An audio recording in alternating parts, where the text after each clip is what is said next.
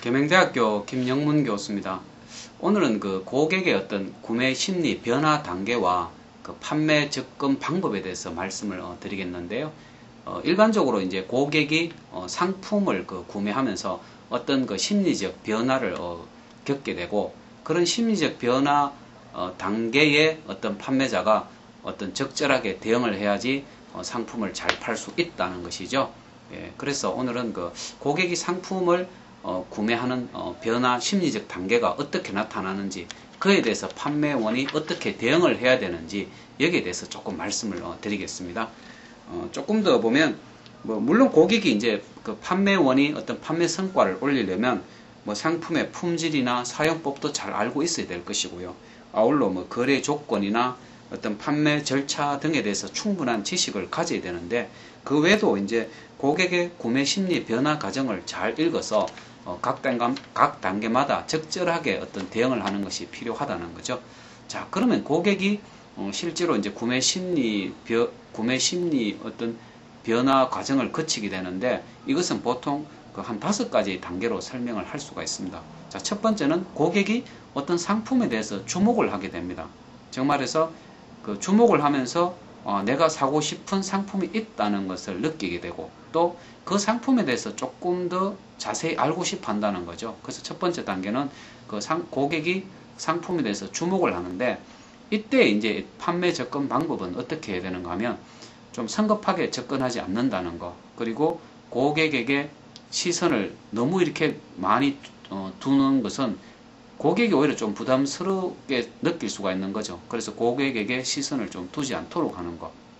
자, 두 번째는 고객이 이제 흥미를 가지게 된다. 예를 들어서 좀 디자인이 특이하다든지, 아니면 고객이 저 제품의 가격은 얼마일까? 이렇게 고객이 제품에 대해서 흥미를 이제 갖게 되면, 그때는 이제 고객에게 좀 자연스럽게 접근해서 최근에 유행에 대해서 이렇게 조언을 한다든지, 또 하지만은 구매 부담을 이렇게 주지 않도록 노력하는 것이 필요하다는 거죠.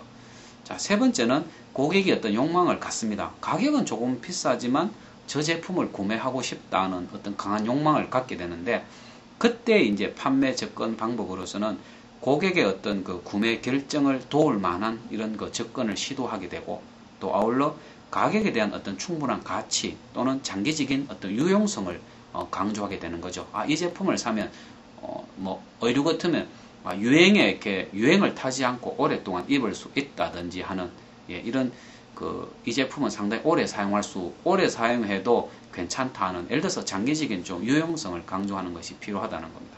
자, 네 번째는 고객이 이제 확신을 하게 되죠. 바로 이것이다.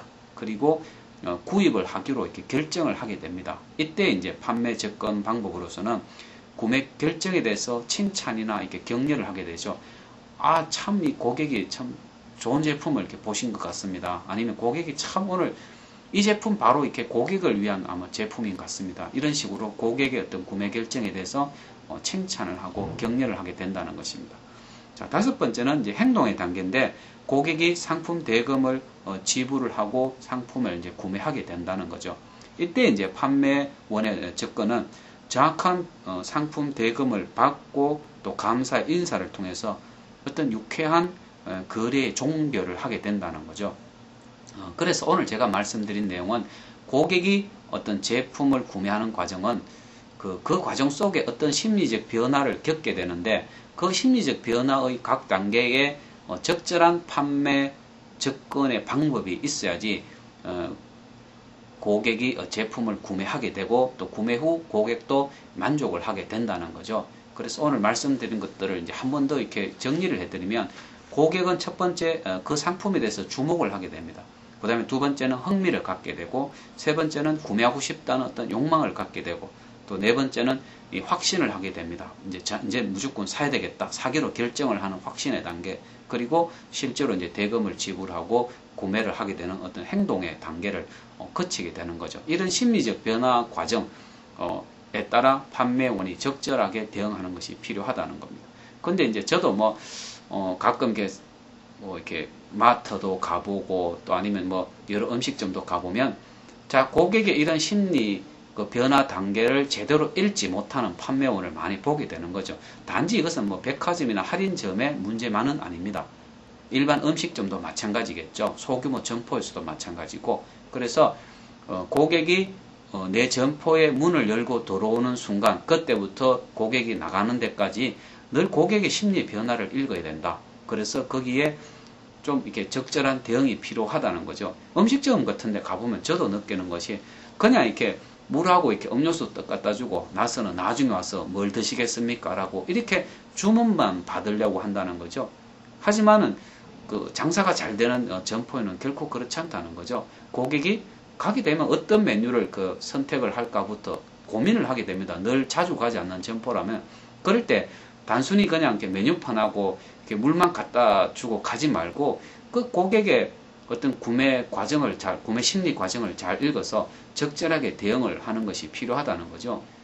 정말 이렇게 잘 모르는 식당에 갔을 때는 고객도 상당히 당황하게 됩니다. 조금 이렇게 판매원이 도와주면 좋을 건데 그냥 뭐 당신이 알아서 주문해라 라는 식으로 둔다면 고객이 그 점포에 대해서 결코 만족할 수가 없죠. 다음에 안 가고 싶거든요. 그래서 그 고객의 제가 말씀드린 이 5가지 어떤 구매 단계는 단순히 백화점이나 할인점에만 해당이 되는 것은 아니죠. 내가 어떤 창업을 하더라도 업종에 상관없이 고객의 구매 심리를 잘 읽어서 그것에 따라 적절하게 대응하는 것이 필요하다는 그런 이야기입니다. 예, 오늘은 이것으로 마치겠습니다. 감사합니다.